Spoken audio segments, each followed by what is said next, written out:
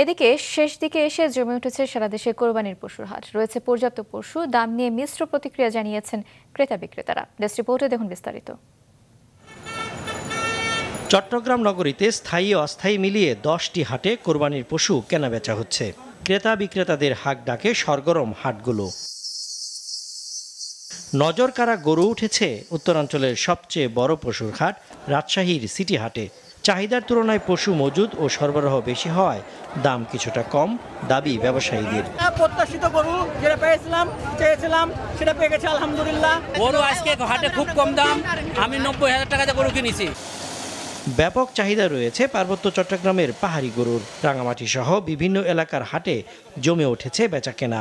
Red Chittagong নামে পরিচিত এসব গরু কিনছেন অন্য জেলার ক্রেতারাও। মোটা তাজা গরু লাগে, খামারে গরু লাগে, এগুলোর থেকে পাহাড়ি গরু চাহিদা বেশি।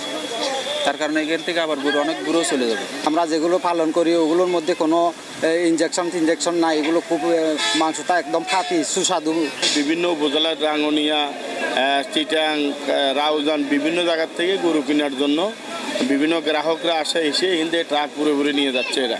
এদিকে রাজবাড়ির হাটগুলোতেও রয়েছে পর্যাপ্ত গরু, তবে দাম নিয়ে ক্রেতা ও বিক্রেতাদের মধ্যে রয়েছে মিশ্র প্রতিক্রিয়া। সীমান্ত জেলা হলেও কুমিল্লার 17টি পশুর হাটে তেমন নেই ভারত বা মিয়ানমারের গরু।